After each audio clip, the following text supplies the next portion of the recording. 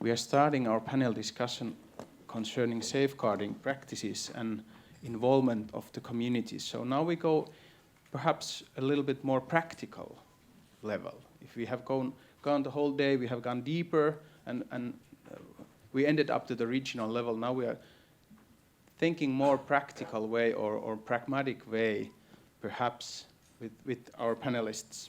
As a warm-up question, I would like you also all to introduce yourself and then tell me that where and when in your own life did you realize what safeguarding of ICH actually means?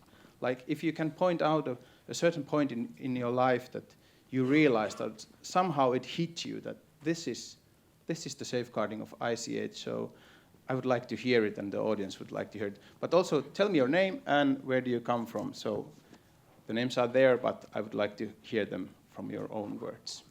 And will Markku begin, or will Siri begin? Maybe you ladies first.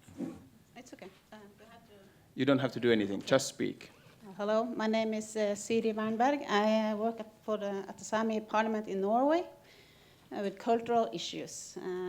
And for those who might not be familiar with the Sámi Parliament, it's the elected assembly of the Sámi people in Norway. There are also Sámi parliaments in Sweden and Finland, not in Russia, though. Yeah. So what is your personal moment? Well, I'm maybe not fully sure yet what it actually means. It can mean many things. The first time I heard about the ICH convention was at a conference arranged by the Arts Council in Norway a few years ago. And then again at a seminar they arranged in 2013 about Sámi ICH. But the Sámi Parliament and Sámis have for a long time worked with different aspects of ICAs and traditional knowledge, but not then in the framework of the convention. So we used words like strengthening, promote, increase viability, and so on for Sámi culture. But I would say it's just in the recent years that I personally think of the measures we have been doing as safeguarding, I could say, yeah. So it's more holistic thing to you, not a special moment, but a lifetime process. Lifetime process. You could say that, yes? Yes. So Marit, please. Yes, hello. Hello and welcome. Thank you. So I'm Marit Stranden from Trondheim in Norway, and I have a background as an ICH UNESCO instructor for some workshops. But I think I need to divide your question into two because... Please. Yeah, thank you. For safeguarding traditions, I done all my life. I did my first waltz dancing, standing on the feet of my grandfather and learning to dance waltz. And I've really been raised in the volunteer organization. You do this to, of course, to have fun and socialize, but also to bring on the tradition. So this has been with me all the time. But when this was ICH, I just learned in 2011 when I started working with traditional dance at an NGO, Norwegian Center for Traditional Music and Dance. And what it meant, I maybe start to get a grip of when I went to the first committee meeting in Azerbaijan in 2013.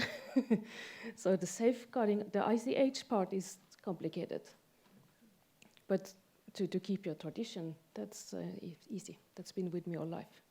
Yeah, but love the picture of you dancing with your grandfather. Thank you. Then we go to Mare Mätas. I will give you the microphone. What is your personal moment? So, hello everybody. I'm coming from Kihnu Island, Estonia. And my personal moment, I can say, when I was born in Kihnu Island, those people who are born in this island or who grow up in this small island, they are already different. And my first understanding came when I meet people who were from mainland. They're laughing when we are speaking our own language, when we are wearing our folk costumes. Our grandmothers, they didn't have any other costumes, only traditional costumes. So it was different in Estonia. But then I understand that it's very, very valuable was when the decision was made and Kihnu culture was inscribed and in this UNESCO list 2003 then was it intangible, oral and intangible cultural masterpiece. And after that, for me, came opportunity to start leading foundation Kihnu Culture Space after this application, and so I'm very much involved now every day, and already mentally know how to protect or do everything what I can to protect and maintain this unique culture. Thank you. My 15-year-old son was at Kihnu on August, visiting you with the Kaustinen fiddlers, and I asked about how did you feel the heritage there, and Esko, my son, said that they don't have buses in Kihnu. So, the children. And next we give to Anita, please. What is your moment? Yes, good morning to everyone. So briefly introducing myself, I'm coming from the Latvian Academy of Culture, and specifically from a UNESCO chair that was established 2 years ago, working on intangible cultural heritage policy and legal issues, and that is our field of interest for research to see how ICH has been declined in different legal instruments in various countries. But coming back to the introductory question, I was just trying to make a connection, in fact, to a recent correspondence I received about a week ago regarding open-air ice skating race that will take place in Sweden, named Sigtunaranet in about mid-February next year. Are there some other people here who have received the message as well? Are there other participants of those kind of races here? Anyone? No? This is an open-air race that is taking place for years and years. It used to be named as Vikingranet, a longer distance, 80 kilometers from Uppsala to Stockholm. Due to change of climate, now it is like a shorter race on some lakes near Sigtuna, but it's anyway taking place. I've been participating there since 2005, and so I somehow identify myself with that kind of event yearly taking place there. 2005 was also the year when I came across the concept of intangible cultural heritage. There was an event taking place in Latvian, and so youngsters were involved to help out with organizing the conference.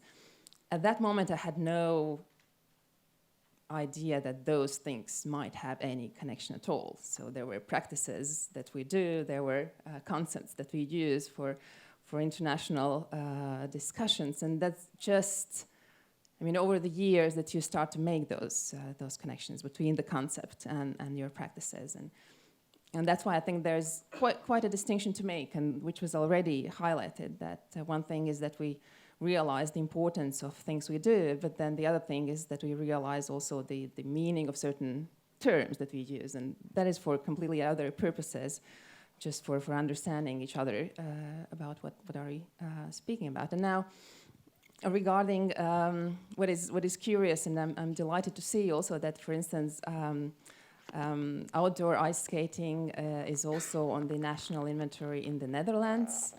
They have also another inscription regarding kind of swinging on the ice, which is a bit nostalgic thing they are doing as well once the ice is there, which is not always the case.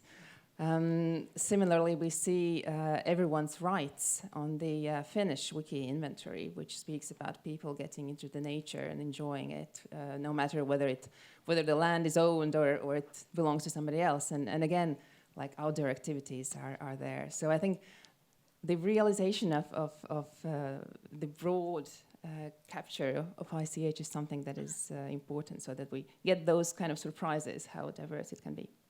Yes, so to speak, that these moments keep on coming to you every day or again and again. Okay, thank you. And Markku, your moment. Okay, my name is Markku Vaaraniemi. I'm coming from the border river, Tornio River in the north, let's say North Finland and North Sweden, about both countries there. So I'm really fisherman and in practical approach in these things in that sense. And I'm also telling stories, the fisherman stories, you know, the fishes are always bigger. Be careful. So we have a traditional fishing culture in Tornio River, which this is a lot of depending on the whitefish, ascending whitefish from the sea. And in something 2010, our people were concerned about the destiny of whitefish as delayed in the river, and also how we keep the culture ongoing in the future. So the people established this social association pro whitefish, which objective is maintain the whitefish and the culture. And the specific moment for me was that in last week of the year 2013. And the background is that I'm starting fishing also as a small kid. I had a longer working career elsewhere and didn't have time to participate this. And when I retired, I participated in the meeting of this association and sauna meeting. You know, everybody is doing decision in saunas, so in Finland at least. So we have a couple of friends and we look at the statistics of the whitefish ascending in river, and we noticed that it's delayed 1 month during last 30 years. So we decided to do something about it. And now we are here. Thank you. Now we are going to discuss under the topic of, it's quite a big one, what is safeguarding? And Anita, I will give the first turn to you, that you could perhaps answer also the question that Eivind asked, that how do you safeguard something that is alive? So if you want to expand your answer, what is safeguarding, what does the convention say? You can also answer to Eivind's question again, that how can you safeguard something that is alive? Okay, I'll probably then divide my response, trying to cover two aspects that you mentioned. So the one thing is what does convention say about it, and how can we contextualize this a little bit historically? What is really the change that convention has brought? And the other aspect then about the how, where also we find answers in the convention's text. So regarding about the idea of safeguarding, what is there in the convention, overall it's really reassuring the vitality of practices. So the term which is really used in the convention is viability, so ensuring the viability, that's the major idea. It's afterwards declined in the explanation of safeguarding, using words like identification, documentation, research, preservation, protection, promotion. So a whole range of activities that we can do. But what I would like to emphasize is the change that we have experienced comparing to what was already the idea of safeguarding back in 1980s, because there was already another document adopted back in 1989, which was recommendation on the safeguarding of traditional culture and folklore. So safeguarding as a notion, it has not been introduced by the convention, it was already used. But there's quite a difference, in fact, in the understanding of safeguarding, comparing these 1980s and the text of the convention. And namely, what we saw back in the recommendation text back in 1989, part of the safeguarding idea was also conservation. And we saw conservation named this morning specifically in relation to tangible heritage. We also heard about freezing idea, which could be a little bit the idea of conservation. But that was there present back in 1989, and that was a context, in fact, within a context where a lot of emphasis was put on documentation and research. And in fact, back then, there was a huge also influence of Nordic countries for the development of this particular recommendation, and that was important, in fact, to have this recommendation as a first step. And the recommendation put also emphasis on the work of archives. And back then, Nordic folklorists were very much actively defending that kind of recommendation. And for instance, Finnish folklorist Lauri Honko was the one leading the working group who established this particular recommendation. So it was an important step, but it really put emphasis on the documentation part and work of archives. So the change we see comparing to the convention that we have now is that we still use the word safeguarding, but with a different understanding. So there's no more conservation in it. So that's not really part of the idea of safeguarding currently. And we see another things that have been added. And those things that have been added is, for instance, enhancement, transmission, including formal and non-formal education, and then also revitalization. So those kind of things are completely new to the understanding of safeguarding. And we see this quite important shift from documenting and putting into archives towards the living practice and trying to have it as really actively being preserved in daily lives. So I think there has been quite a shift, and that is important to recognize. So when we come to how, and I'll try to relate again to the text of the convention. And so there are three aspects that I would like to highlight in particular. One is the participatory manner, and we have been discussing that again and again. So that no steps that are taken, and specifically steps which are taken in terms of policy making, should not be done without the participation of communities, groups, and individuals. So that is one thing which is also very much highlighted in the convention. Another thing is, in fact, the diversity of the ways how we can study intangible cultural heritage. And again, if we compare to the understanding back in 1980s, that is very much about scholarly research, about the importance of experts studying our cultural expressions. If we see what is the understanding of studies of intangible heritage in the convention, we also see, for instance, artistic studies. And that kind of makes connection to what we were discussing yesterday about the role of artists, the social responsibility of artists, the importance of artistic creativity. And that is also very much emphasized within the convention. So artistic studies as the way we can approach studying intangible cultural heritage.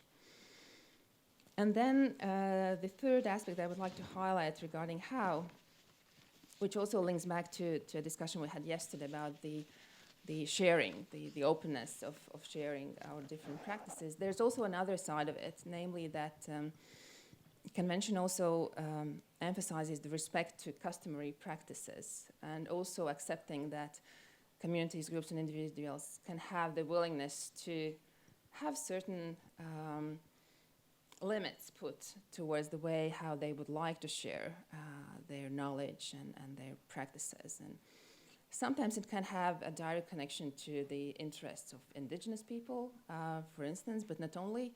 It can have a connection to some secret practices that can be preserved without sharing it with everyone.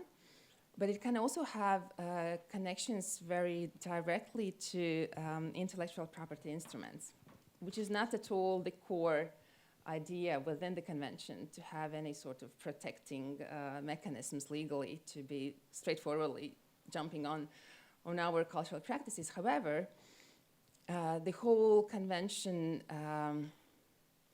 history, in fact, started with these concerns on how we could protect traditional cultural expressions from commercial appropriation, misappropriation, and so on. So in fact, that has been the origin, in a certain manner, of these discussions. And we see that although convention do not relate directly to intellectual property issues within its text as measures like of safeguarding, however, we see this interest coming back softly, mildly, but quite steadily, that there is interest to see how these connections could be built. And we also observe that at national level, countries are also trying to understand what could be these legal mechanisms so that to protect interests of different communities and groups, but also in a manner that would not harm the transmission process, so that we would still have our practices being transmitted from generation to generation. And for instance, in Finland as well, recently there was a scholarly study commissioned to see how,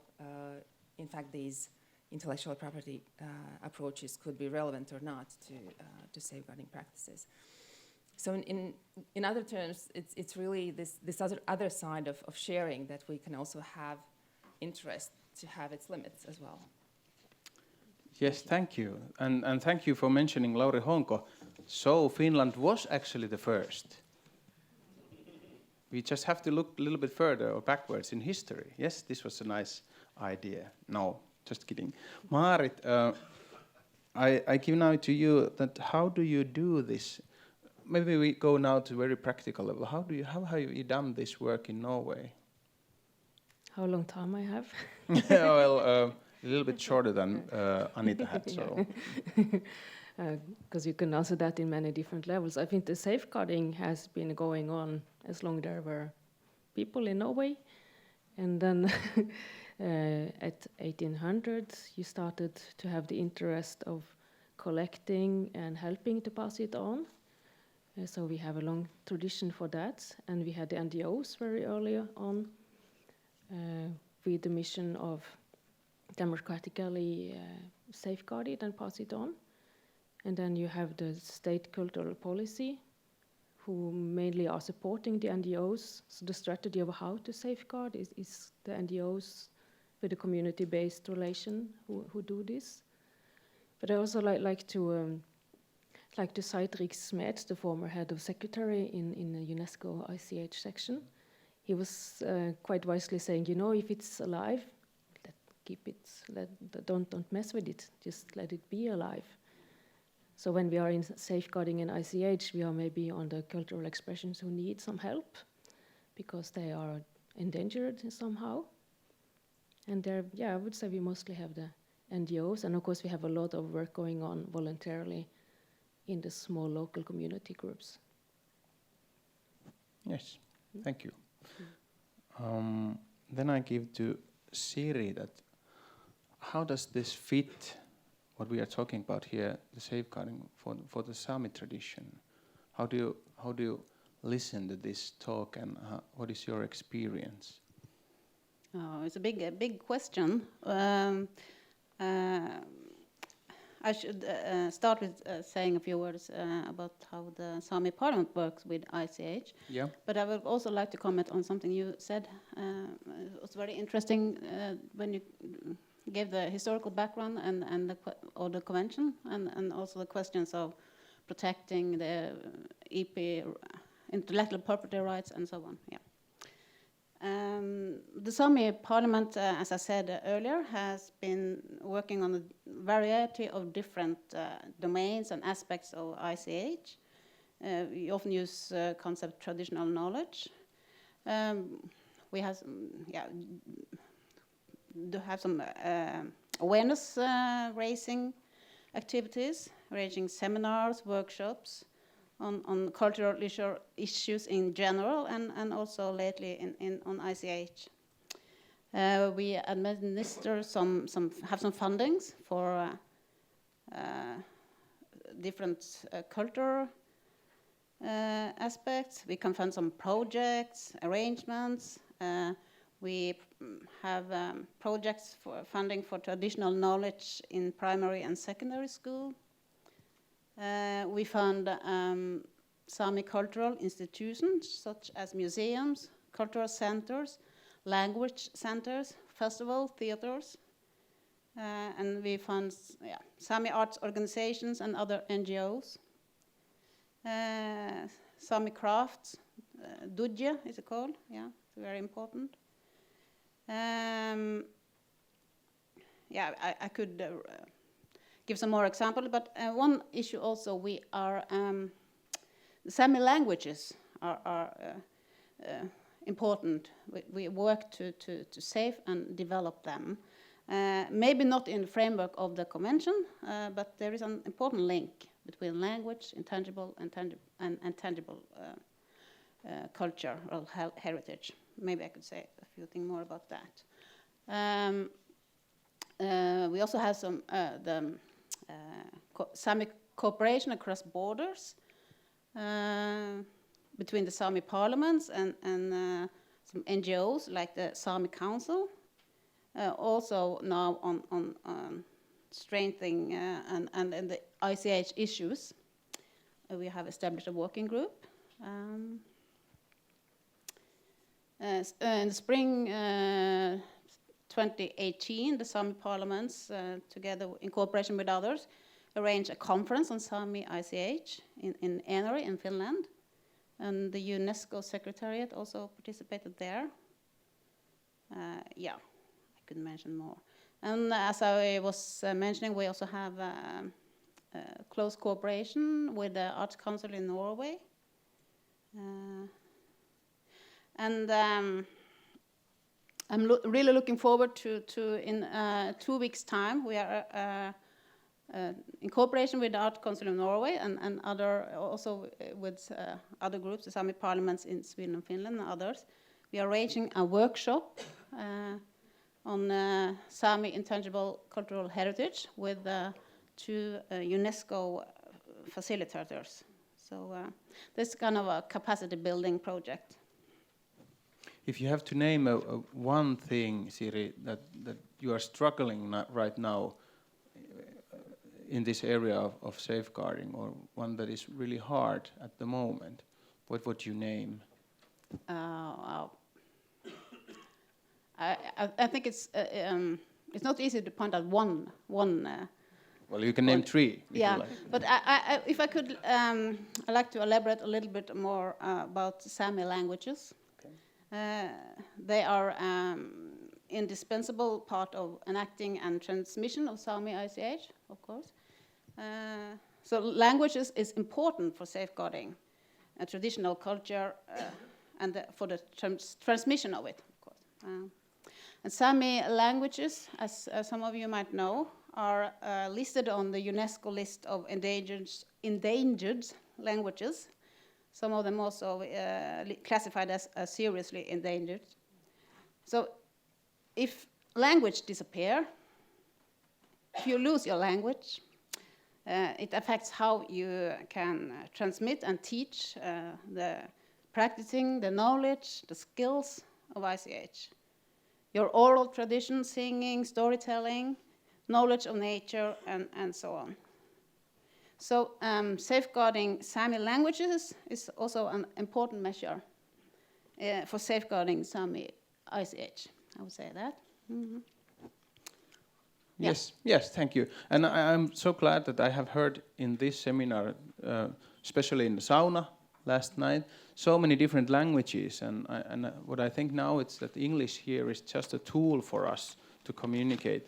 But the variety of languages in the sauna, it was fascinating to hear so many different types of Sweden, for example. Swedish. Now we get to Mare. How is safeguarding done in Kihnu Island?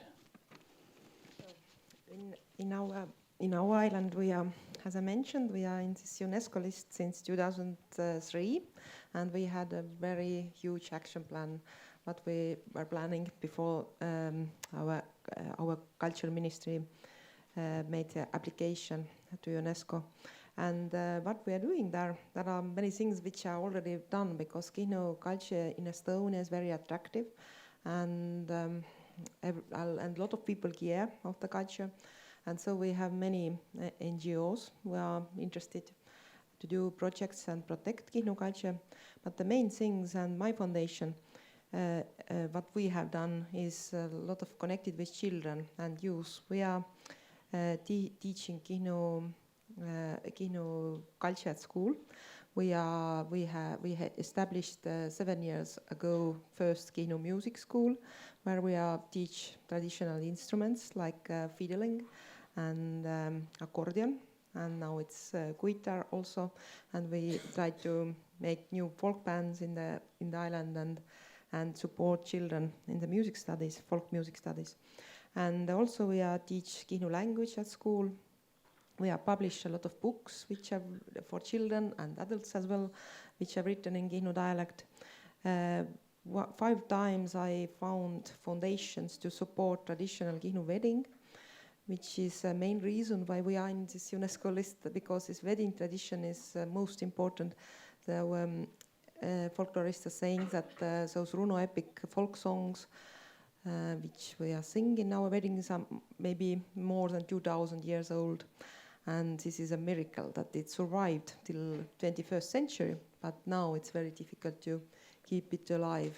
And so the wedding tradition and handicraft tradition is second thing what we try to do at school as well, that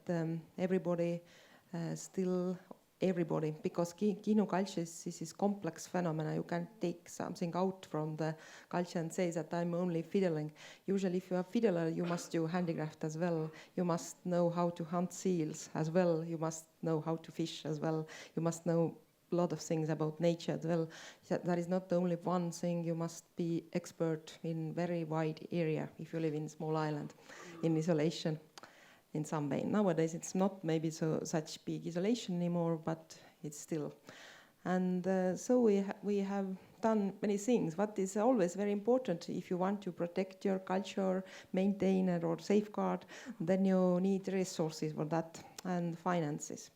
And this is always a difficult question, because why we lose a lot in our culture. The answer is money again, because people must move away from the island. They are trying to find new working places. If you finish university, you don't want to become fisherman anymore.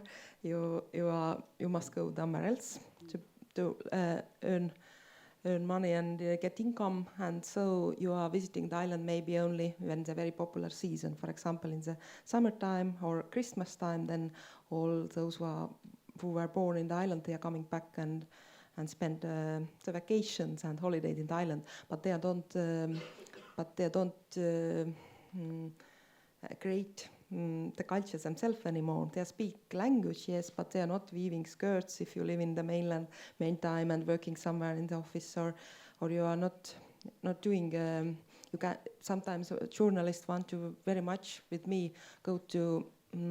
Hunt seals, for example, all over the world, or those people who are interested in environmental questions, and then they send me an email. Is it possible that we are going to hunt seals, for example, in the 10 of April? It's impossible, because you must be all the time there to understand and you need the knowledge when the weather is changing and the huge seal groups are coming around our island. So it's difficult to do if you are living somewhere else and just for a weekend you are coming and want to take part of the culture. So what we are right now, about finances, for example, I'm also lighthouse keeper in the island. I got license from Estonian government to open lighthouse for visitors, so I get ticket. The income is that we are selling tickets to the visitors, and we can do our cultural projects. And it was great support for our folk music school as well, because it wasn't easy to get support for this folk music school as well. And all the other things. For example, half a year ago, we finished our open-air museum heritage farm building project, which lasted 10 years. It was a very difficult project as well.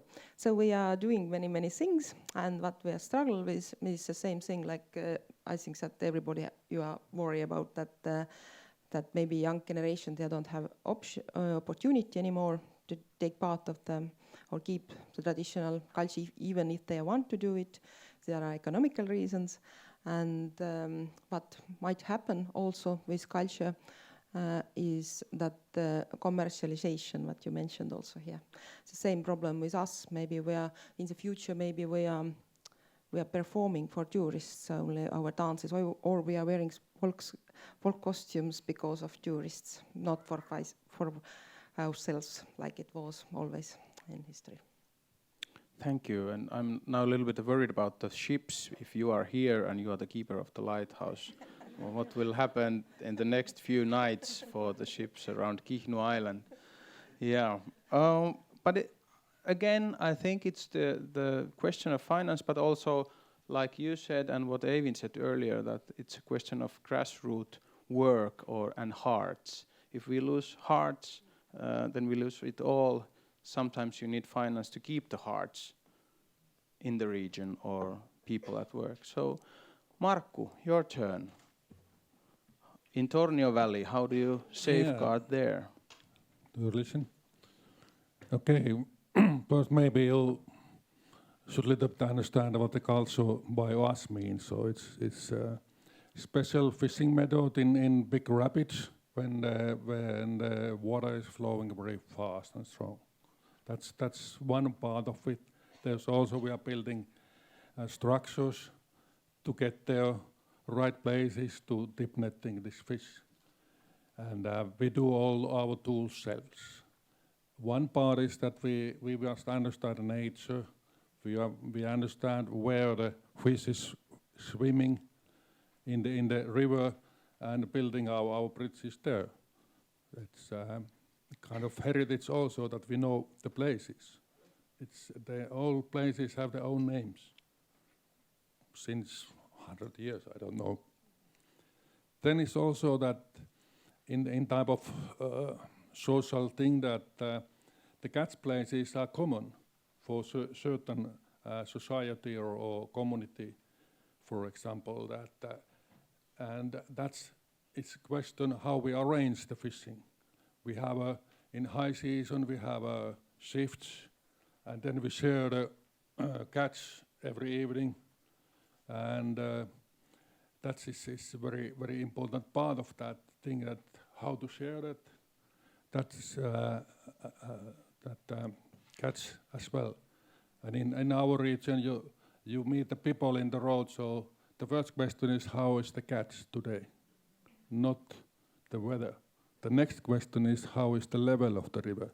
Because it's impacting our culture. And then I think also that we have a common history in these catch places, in rapids.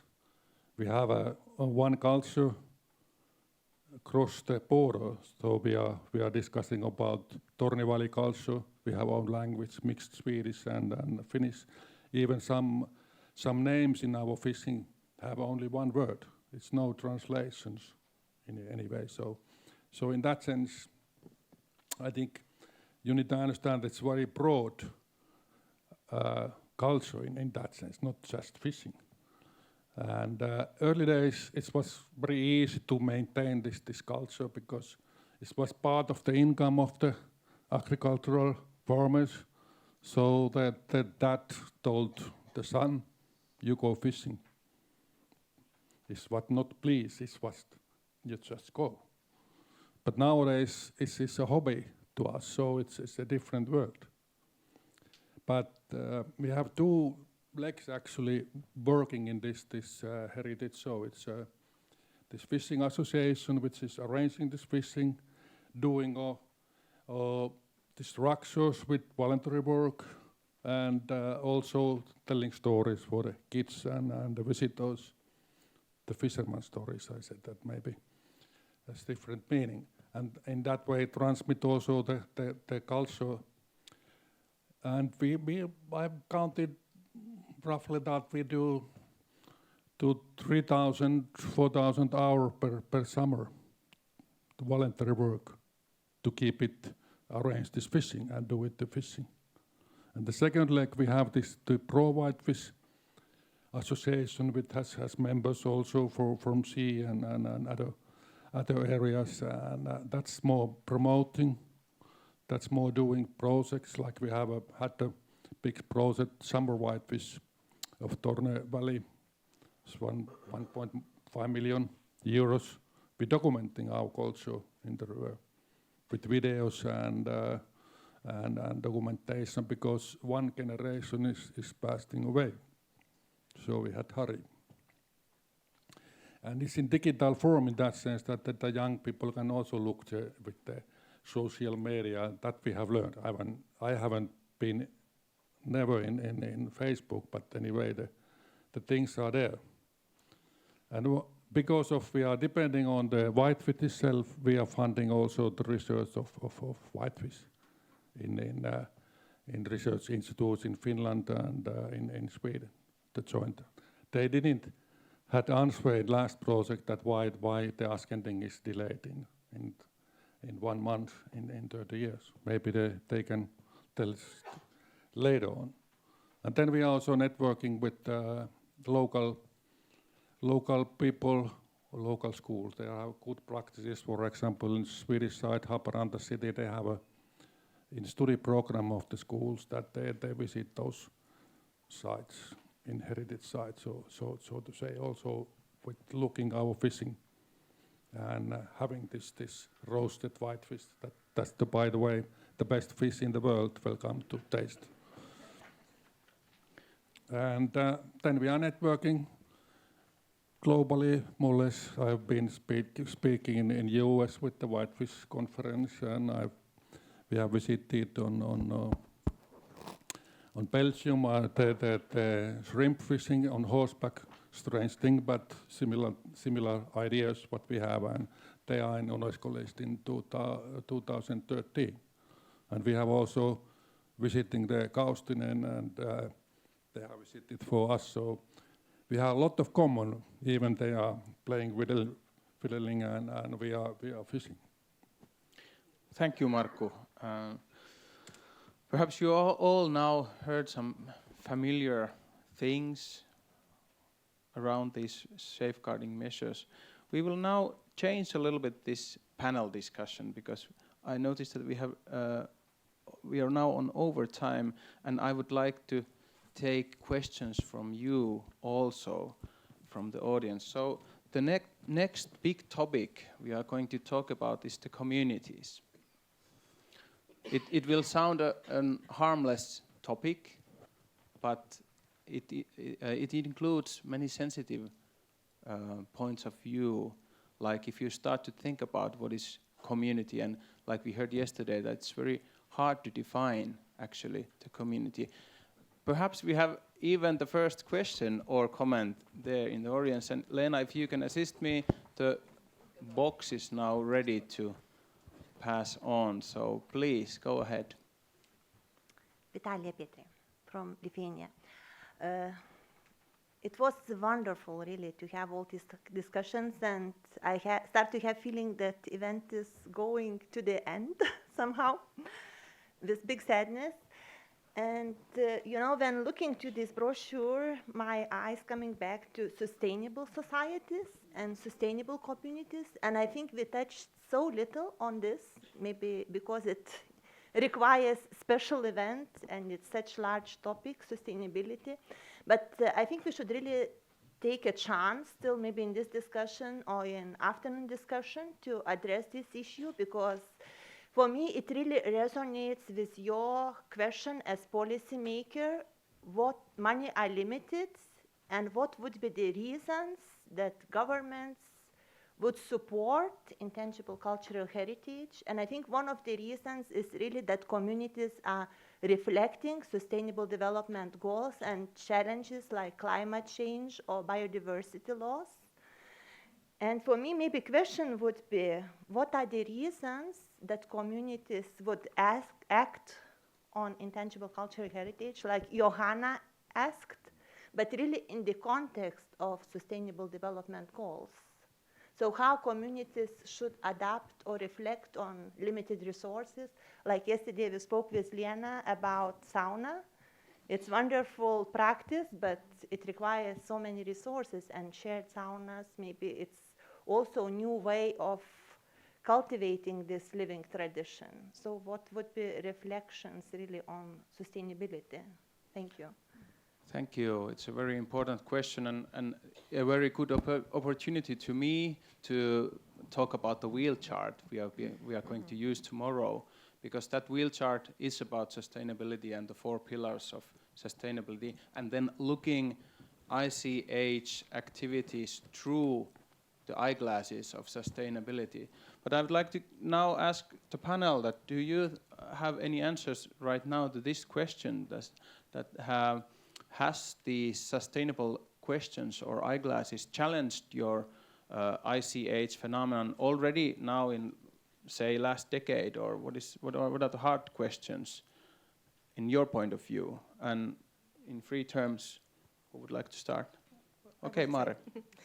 I would say that I think that the sustainable community can only stay if there is economical base. And it means that my island example is if there are working places for young people, then they want to stay, they don't want to leave from the island. They have very strong identity. And if we are talking Buis community or try to define it, then in Kihnu Island it's quite clear. It's most important people are those who are lived generation to generation in the island, indigenous people. And the second are those who blood is already mixed. And third category are those who want to become part of community. And we are very friendly with them if they accept our traditions. And but they never start speaking usually our language, they never learn it. And so it's a little bit complicated, might be. And this is a threat for our culture as well. That's why we are trying to teach it at school for the children and so on. So my quick answer and biggest worry how to keep this sustainable communities, how to find economical base to, or new solutions in, or new techniques, how people can continue life the traditional way in the traditional place, which is connected with place, this culture. Siri next. A little comment to your remarks. Indigenous peoples, especially in the Arctic, but also elsewhere, are often the first to experience the effects of climate change. So using traditional knowledge also as equal knowledge as scientific knowledge, and they are hands-on with the experience, is important in these issues, I think.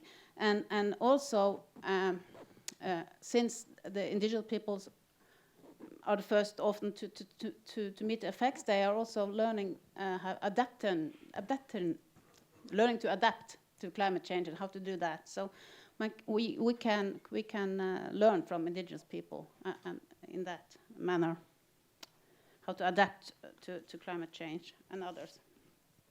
And I would also like to comment on Unni's remark at the last session. The Sámi landscapes is also an area where ICH and traditional knowledge is expressed, enacted, and transmitted. And we see that mineral extraction, windmill buildings, and so on, somewhat threatens that use of the traditional Sámi landscapes. We have Sámi place names, sacred sites, and so on. So that is also maybe an area where ICH could be an important measure. Thank you.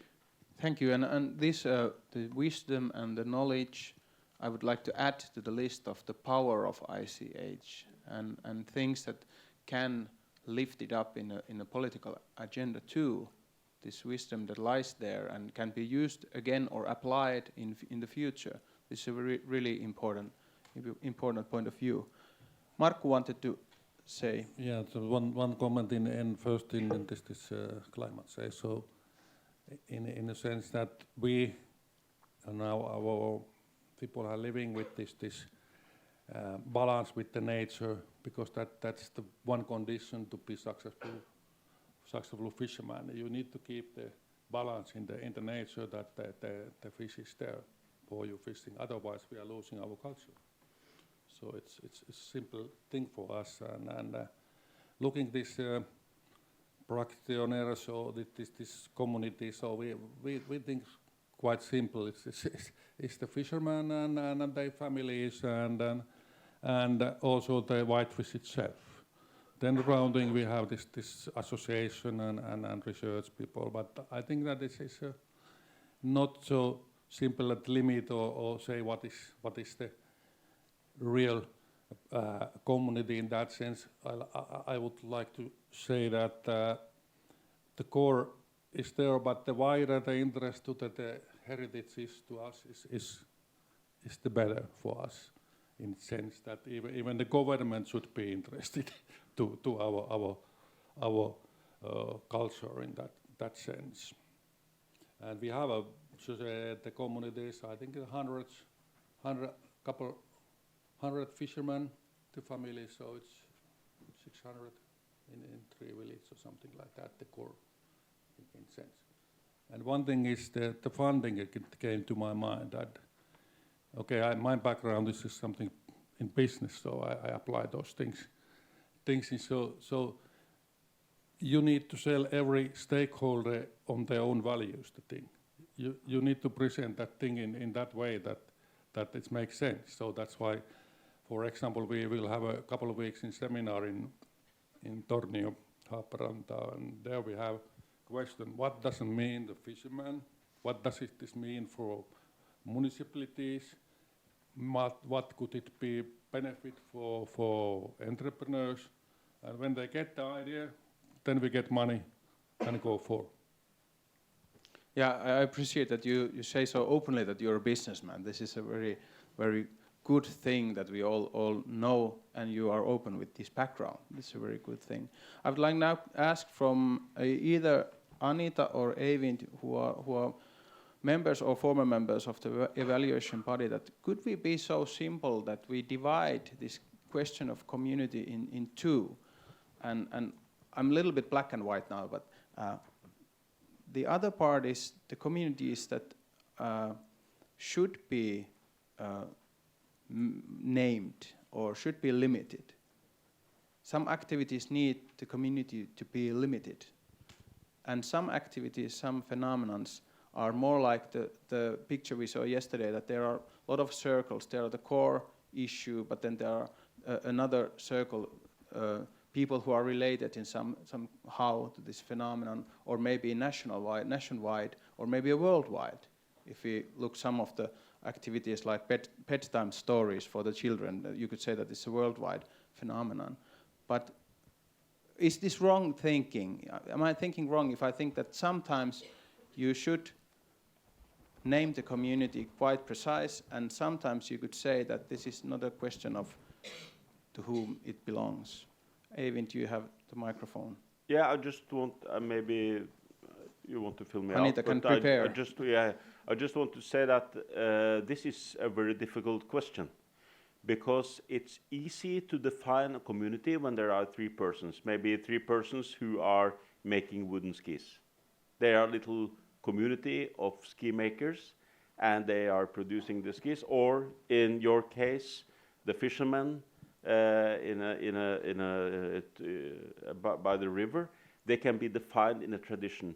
And then when there's a question for an inscription on the international list, which we are talking about, the UNESCO expects also a community consent. And that is easy. If there are 3 people who are making skis, they can write a consent that I, as a wooden ski maker, I think this is a good idea, and they should be inscribed and so on. But when it's a big community, like I think Lena yesterday, she reminded me of Kim Jong-un in North Korea, when she said that 5.4 out of 5.5 million Finnish people, they support the idea of the inscription of sauna, or they are a part of the community. They are a part of the community. So it's and how can you get a community consent from 5.4 million people? It's really difficult, and it's a tricky question. So it's much more easy to define when it's because in why I brought up the North Korean example was that in 2016 there was an application for inscription of Surum Surum, which is a wrestling tradition in North Korea, and their argument, they said that, well, when they were asked about defining the community, they answered approximately like Lena. They said that all North Koreans appreciate this very much, and all North Koreans support the inscription of Srum Srum. So this is, it's And very I believe tricky they when do. it's very big. Yeah, I made my point maybe, yeah. So it's easy when it's a small community. It's more difficult when it's a very big community. And we see that in many cases, on many of the possible inscription that has been evaluated in the body also. Yeah, Anita, can you also reply on this? And perhaps what I was thinking about, there are then when we talk about indigenous people, there's also a different kind of levels in this question and different kind of laws also involved. But what does the convention say? We go back there. Yes, this is the, as was just said, yeah, this is the difficult question that convention has, let's say, went around it. So we don't find answer in the convention. It was deliberately the choice not to define communities in the convention, which was clever enough in order to, like, knowing all the difficulties that any definition could face once we come up to concrete cases which would differ from what we have defined in advance. So it is indeed a difficult question to identify. And then so there are various complexities. One is also what was already also reminded yesterday, so that there are different layers of engagement within what we have as communities. So let's say active ski makers, or then afterwards skiers who use the skis that have been made, or the ones who are watching and enjoying. And as for enjoyment, for instance, I really like the example of Portugal, where they were presenting cowbell making and for animals. And so there's a craft, but then also the way they presented, they were telling that it affects the whole soundscape within the countryside. And then, like everybody who is there is enjoying the soundscape, but in fact it's also related to concrete craft. So the community can be, once we get into these different connections that we have with concrete practices, it's kind of getting bigger and bigger and growing indeed. And the other complexity is also that there are, as we do have in various social contexts, there are diverging opinions within communities, so that there have different organizations. Ones are saying we should do that, others are saying we should do it differently, so there are fractions within. And that is also something that time to time is being reminded internationally, that we should not kind of see community as a one big happy whole, but there are so many difficult issues within the community and conflicts ongoing, so that the complexities are there all through. Okay, when we think about this time that we are living, everything is very fast, and now you could say, if you look at the Nordic countries especially, that there's a kind of an ICH movement going on at this decade. Or are there any signs that, or warning signs, that you should stop developing or proceeding with the ICH if you hear a certain warning signs from the community? That now I'm talking about Lena's mentioned 100,000 people who don't enjoy sauna. Is there a amount of warning signs that you should perhaps stop and start to think that maybe this, what I'm doing here, cannot be developed so fast as what we are doing now? So have you experienced that kind of phenomenon in your own life, or in your region, or with the activities? This is also an open question for the audience. Have you heard these warning signs that now you're interfering to something that should not be developed so fast as you are doing it?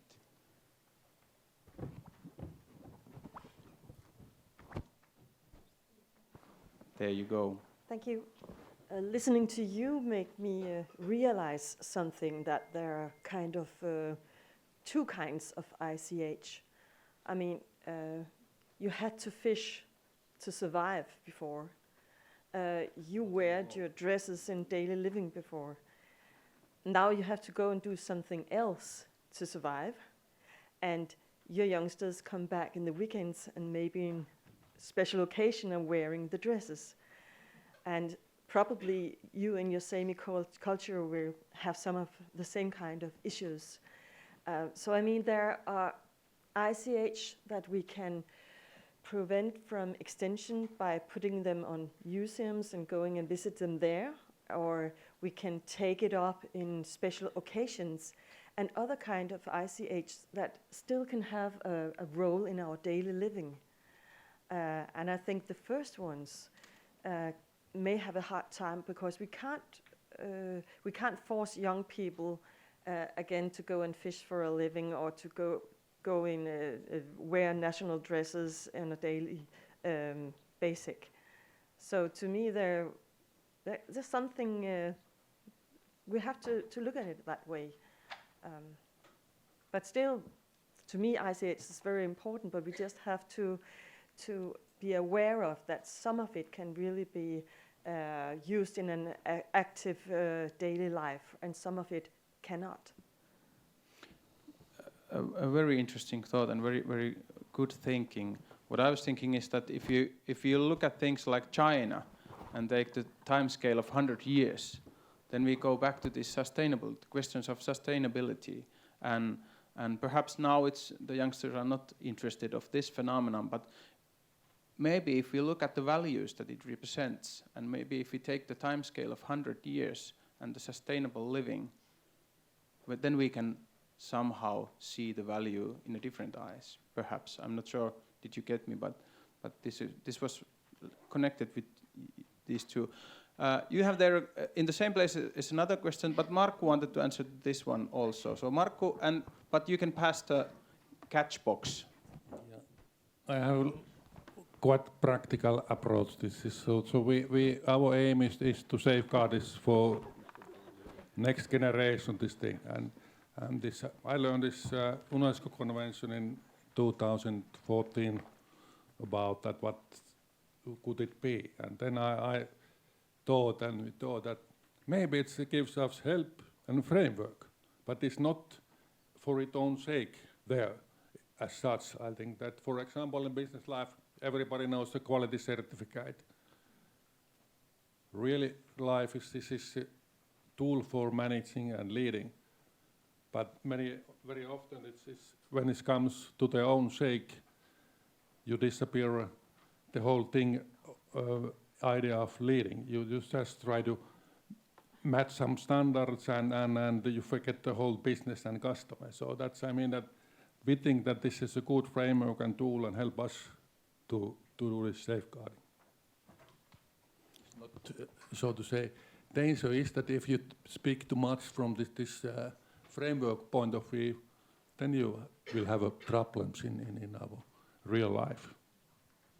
Okay, then we have a next question.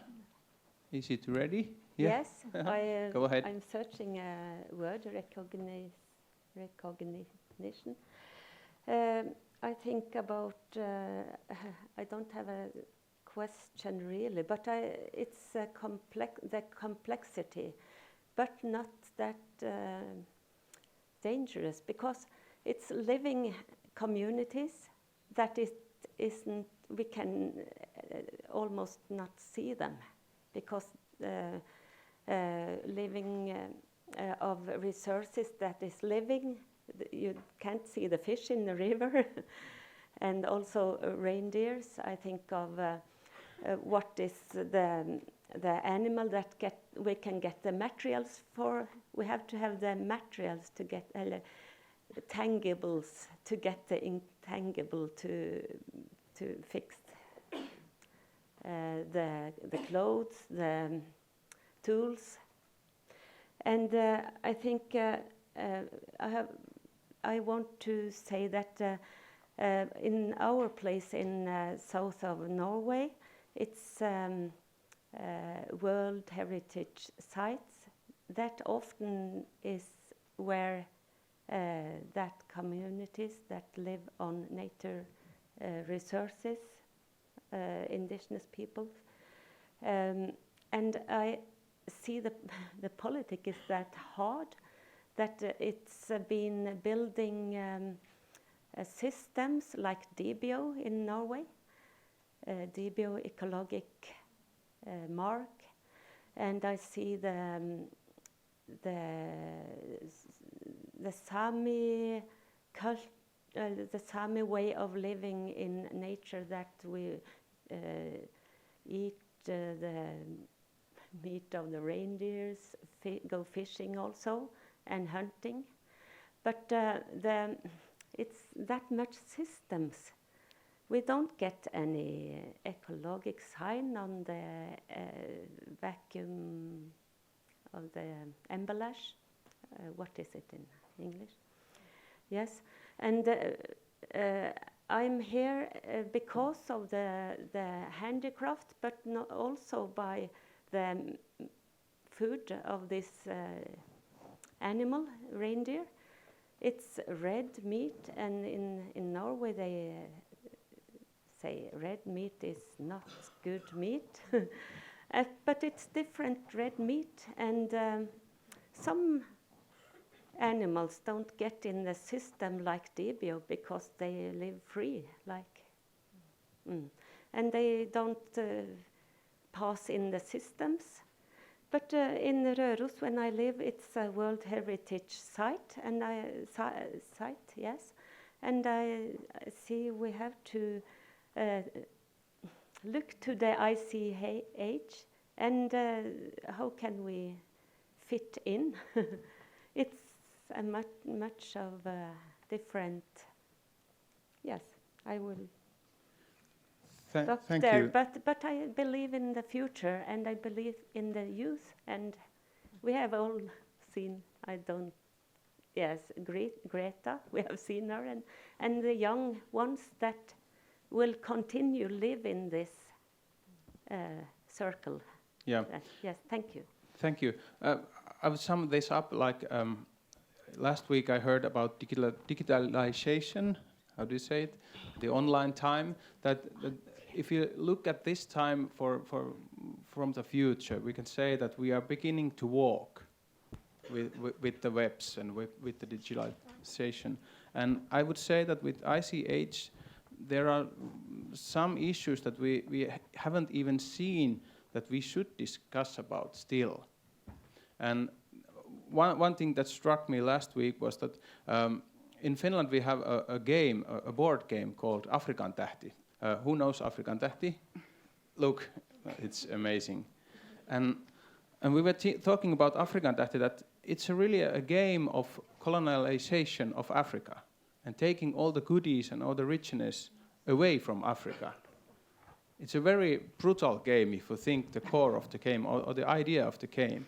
And in this table where I was sitting, there was like 10 people talking about Afrikan Tähti, and one pointed out this, that Afrikan Tähti is really a game of colonization and taking the richness out of Africa, and it should be banned. And there was 9 people who were very silent and thinking that I have played all my life Afrikan Tähti, I have never thought about it. And it's something that is really, it could be in the ICH list even, because it's so popular in Finland. But now this one comment made me to realize that there are a lot of issues that we haven't talked about yet in the modern days, and one of these is the Afrikan Tähti. Now I have at least 3. Sorry to disturb your mind with this picture of board game. Lady there with the blue scarf, you have waited long for your turn. Please go ahead.